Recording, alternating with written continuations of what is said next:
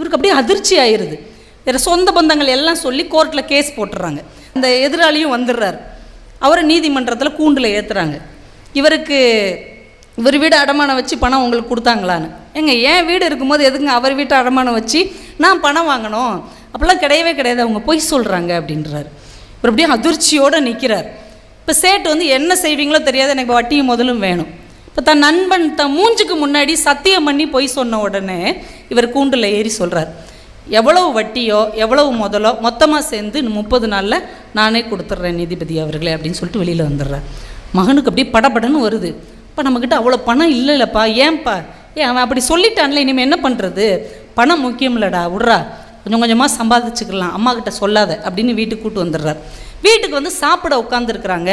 அந்த ஏமாத்தினாரில் அவருடைய மனைவி காரில் இறங்குறாங்க. இறங்கி நிறைய நகை போட்டிருக்காங்க. வீட்டுக்குள்ளே வர்றாங்க. அண்ணே அப்படின்ட்டு, வாமா வாமா தங்கச்சி உட்கார் சாப்பிடுங்கிறார். உட்காந்த உடனே அவங்க கழுத்தில் போட்டிருக்க செயின், தோடு, வளையல் எல்லாத்தையும் கழட்டி வைக்கிறாங்க. ஆனால் இது 1 லட்ச ரூபா பெருமானமான்னு தெரியாது, ஆனால் எவ்வளோ இருக்கோ அதை விற்று நீங்கள் கடனை அடைங்கண்ணே, எங்கள் வீட்டுக்காரர் உங்களை ஏமாற்றிட்டார் பாருங்களேன், நட்டாத்தில் நாங்கள் நிற்கும் போது நீங்கள் எங்களை காப்பாற்றுனீங்க, ஆனால் அந்த மனுஷன் உங்களை ஏமாற்றிட்டார், இதை வச்சுக்கிட்டு எதாவது சமாளிங்க. அவர் சொல்கிறார், இந்த நகையெல்லாம் நீ என்கிட்ட கொடுத்துட்டு உன் புருஷன்கிட்ட போய் என்ன சொல்வேன்? அவனை எவ்வளோ கேவலமாக திட்டுவான், தப்பாக கூட பேசுவான் இல்லையா? நம்மளுடைய அண்ணன் தங்கை உறவை கூட அவன் தவறாக பேசிடுவான். தயவு செஞ்சு நீ என்ன அண்ணனை மதிச்சேன்னா அதை எடுத்துகிட்டு போயிடு அப்படிம்பார். அண்ணா எடுத்துகிட்டு போயிடு.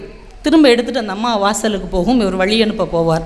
நின்று திரும்பி கேட்பா, அண்ணே நீங்கள் வயிறறிஞ்சு எதாவது சொல்லிட்டீங்கன்னா எங்கள் வாழ்க்கையே வீணாயிருண்ணே, உங்களுக்கு வருத்தம் இல்லைல்லண்ணே? இருக்குமா, ஒரு சின்ன வருத்தம். என்னண்ணே?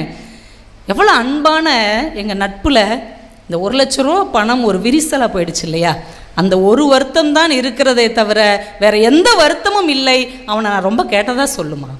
இதோடு அந்த கதை முடிஞ்சிடும். 1987 பிரபஞ்சன் இப்படி எழுதியிருக்கிறார். கிட்டத்தட்ட அவர் எங்கேயாவது பார்த்த ஒரு மனிதரை பற்றி தான் எழுதியிருப்பார். நீங்கள் 80களில் இப்படிப்பட்ட மனிதர்கள் ஒவ்வொரு குடும்பத்திலையும் இருந்திருப்பார்கள். ஒரு பெரியப்பாவாக, ஒரு சித்தப்பாவாக, ஒரு மாமாவாக, நம்ம அப்பாவோ யாரோ ஒருத்தங்க தான் சொத்தை அவங்களுக்கு கொடுத்துட்டு ஏமாந்து போய் அதை பற்றி எந்த வருத்தமும் இல்லாமல் அவன் நல்லா இருந்தால் இருந்துட்டு போட்டும் விடு இப்படி சொல்லுகிற மனிதர்கள் இருந்தார்கள் இல்லையா?